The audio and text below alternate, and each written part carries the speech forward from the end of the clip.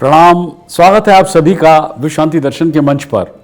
Channel की कल्पना का श्रेय जाता है विश्व शांति के प्रबल समर्थक विश्वधर्मी प्रोफेसर डॉक्टर विश्वनाथ दा कराट जी को, जिन्होंने विश्व शांति का एक विचार उठाया और उस विचार को अपना जीवन बनाया, उसके बारे में निरंतर सोचा, उसके सपने देखे, उस विचार को जिया और उसमें डूब गए।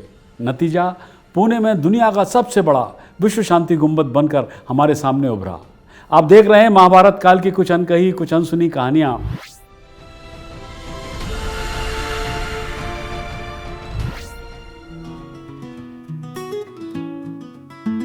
महाकवि श्री वेद व्यास की आरती सभी उतारत हैं, जिनकी लेखनी से निकला ये महाकाव्य महाभारत है।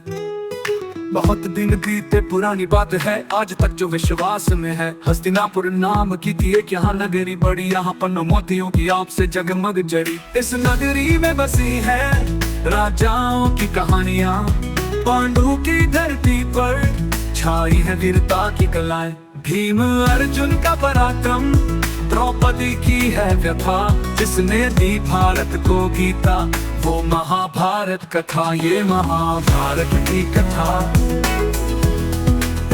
ये महाभारत की कथा। पिछली बार आपने जाना था कि किस प्रकार कौरवों को हराकर विराट नगर की गायों को छुड़ाकर बृहनला रूपी अर्जुन और विराट नरेश का पुत्र भूमिंजय सेना के साथ वापस नगर की ओर लौटने लगे। अगले दिन दोपहर के समय राजा विराट ने भी नगर में पुनः प्रवेश किया। जब वो अपने महल में पहुंचे और सिंहासन पर बैठे, तब उन्होंने अपने पुत्र भूमिंजय के बारे में पूछताछ की। महल की कुछ महिलाओं ने बताया कि किस प्रकार बहादुर राजकुमार बृहनला को अपना सारथी बनाकर और किसी अन्य सहायता के बिना कौरवों से लड़ने के लिए निकल पड़ा है। वो विशाल कुरु सेना को हराने और गायों को वापस लाने का वादा करके गया है। राजा ये सुनकर घबरा गए। वे बोले, मेरा बेटा भीष्म, द्रोण, कर्ण और दुर्योधन जैसे लोगों के सामने कैसे खड़ा होगा? और जब कौरवों को पता चलेगा कि मैंने उनके भेजे हुए त्रिगर्तों को हरा दिया है, तो वे अवश्य नगर पर हमला कर देंगे। निश्चित रूप से हम सब खतरे में हैं। फिर राजा ने अपने मंत्रियों से सेना को फिर से कूच करने के लिए तैयार होने का आदेश दिया। हमें जल्दी से भूमिंजय को बचाना है और कौरवों को शहर पर हमला करने से रोकना होगा। हम बृहनला जैसे बेकार व्यक्ति को सारथी लेने के कारण मुझे नहीं लगता कि मेरा बेटा अब तक जीवित भी बचा होगा। तब युधिष्ठिर ने मुस्कुराते हुए राजा के पास अपना स्थान ग्रहण किया और कहा, यदि बृहनला राजकुमार के सारथी हैं तो आपको डरने की आवश्यकता नहीं महाराज। कौरव उसे हरा नहीं पाएंगे। वास्तव में बृहनला के रथ पर सवार होने पर देव सेनाएं भी उसे परास्त नहीं कर पाएंगी।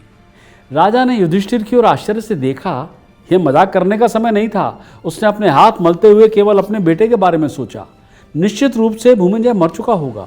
उसके लिए लापरवाही थी और युद्ध के लिए निकल गया, खासकर तब जब उसका सहारा केवल एक किन्नर था। जब विराट ने अपनी सेनाओं को एकत्र होने का आदेश दिया तो एक दूत ये समाचार लेकर दरबार में आया कि कौरव पीछे हट गए हैं और गायों को बचा लिया गया है और राजकुमार भूमिंजय और अपने सारथी के साथ स्वस्थ हैं। वो जल्दी ही नगर वापस आ रहे हैं। यह समाचार बिल्कुल भी आश्चर्यजनक नहीं है महाराज, युधिष्ठिर ने कहा। हाँ, जिसके साथ बृहनला है उसकी जीत निश्चित है। राजा ने युधिष्ठिर की बात पर ध्यान नहीं दिया और प्रसन्नतापूर्वक कहा, राजमार्गों को झंडियों और तोरणों से सजाओ और फूलों, धूप बत्तियों के प्रचुर उपहारों के साथ सभी देवताओं की पूजा करो।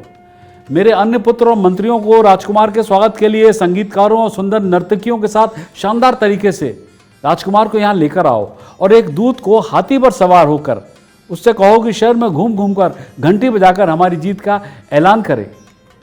जल्दी ही आकर्षक वस्त्र पहने सुंदर युवतियां, ढोल, तुरही, झांझ और शंख बजाने वाले संगीतकार, शुभ भंजन करने वाले ब्राह्मण और राजकुमार की प्रशंसा में गीत रचने वाले भाटों का एक बड़ा जुलूस शहर से बाहर निकल पड़ा।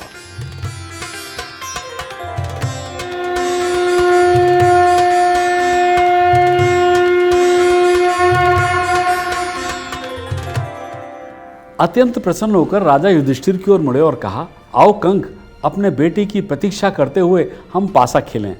मैं खुशी खुशी ढेर सारे रत्न, सोना और कई सुसज्जित स्त्रियों को दांव पर लगा दूंगा।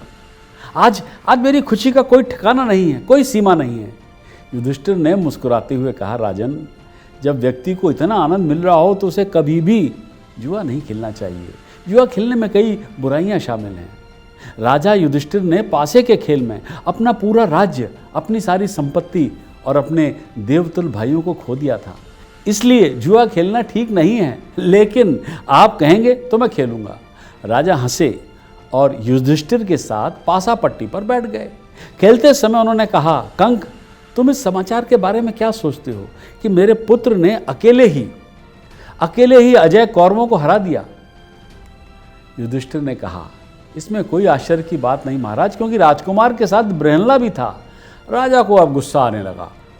तुम एक नपुंसक को मेरे पुत्र के साथ श्रेष्ठ होने की कल्पना भी कैसे कर सकते हो? हे ब्राह्मण, तुम ऐसे शब्दों से मेरा अपमान कर रहे हो।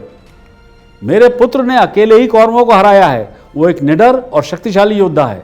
युधिष्ठिर ने नीलम के पासे जुए की बिसात पर फेंके और कहा, हे राजन, जब भीष्म, द्रोण, कृपाचार्य और दुर्योधन और अन्य कौरव युद्ध के लिए इकट्ठे होते हैं ना, तो मुझे बृहन्ला के अलावा कोई ऐसा योद्धा दिखाई नहीं देता है जो उनका सामना कर सके। उसकी भुजाओं की शक्ति की बराबरी करने वाला कोई आज तक देखा नहीं गया है और नहीं कभी देखा जाएगा। उसे हमेशा शक्तिशाली मुठभेड़ में खूब आनंद आता है। यह सुनकर राजा अचानक खड़े हो गए और क्रोध में पासे पकड़ते हुए बोले, तुम स्पष्ट रूप से सही और गलत में अंतर नहीं समझते हो। मुझे निश्चित रूप से इस अनुचित कार्य के लिए तुम्हें दंडित करना चाहिए। कहते हुए विराट ने युधिष्ठिर पर वो नीलम के पत्थर वाले पासे फेंके और चेहरे पर वार किया। युधिष्ठिर की नासिका से खून बहने लगा। उन्होंने दरबार में बैठी द्रौपदी की ओर देखा। वो जल्दी से भागी और पानी का एक घड़ा लेकर आई। युधिष्ठिर ने खून के भाव को रोकने के लिए अपने चेहरे पर एक गीला कपड़ा रखा और उसी समय एक दूसरा दूत राजा के सामने आया और घोषणा की कि उनका बेटा महल के द्वार पर आ गया है। राजा ने अपना गुस्सा भूलकर दूत से कहा कि वो राजकुमार को तुरंत अंदर ले आए। दूत जाने के लिए मुड़ा और तभी जाते समय युधिष्ठिर ने उसके कान में कुछ फुसफुसाते हुए कहा, राजकुमार को अकेले ही लाना। बृहन्ला से कहो कि दरबार में प्रवेश न करे। युधिष्ठिर जानते थे कि अर्जुन ने प्रतिज्ञा की थी कि यदि कोई भी व्यक्ति युद्ध के अलावा किसी अन्य स्थान पर युधिष्ठिर का रक्त बहाएगा तो वे उसका वध कर देंगे। यदि अर्जुन ने अब अपने भाई को देख लिया तो विराट मारा जाएगा। कुछ ही मिनटों में भूमिंजय माला और चंदन के लेप से सुसज्जित होकर दरबार में पहुंचा। उसने अपने पिता के चरणों को में प्रणाम किया और युधिष्ठिर की ओर हाथ जोड़ी। उन्हें खून से लथपथ देखकर भूमिंजय ने अपने पिता से पूछा, कंक के साथ ऐसा किसने किया? हे राजन, ऐसा अपराध किसने किया, बोलिए। राजा ने क्रोध से युधिष्ठिर की ओर देखा। ये धूर्त ब्राह्मण इससे और भी अधिक का क्या हकदार है? जब मैं तुम्हारी उपलब्धियों की प्रशंसा कर रहा था ना, तो इसने बृहन्ला की इस तरह प्रशंसा की मानो वो तुम्हारा वरिष्ठ हो और उसी ने युद्ध जीता हो। भूमिंजय चौंक गए। आपने बहुत बड़ा पाप किया पिताश्री। इन्हें तुरंत शांत करें ताकि ब्राह्मण के श्राप का घातक विष आपको खा न जाए। तो क्या भूमिंजय की बात सुनकर विराट नरेश ने ब्राह्मण रूपी युधिष्ठिर से क्षमा मांगी या उन्हें दरबार से बाहर निकाल दिया? ये आपको पता चलेगा अगली बार। आशा करता हूं कि राजा विराट द्वारा युधिष्ठिर पर वार करने की यह कहानी आपने नहीं सुनी होगी। सब्सक्राइब कीजिए, शेयर कीजिए और देखते रहिए विश्व शांति दर्शन।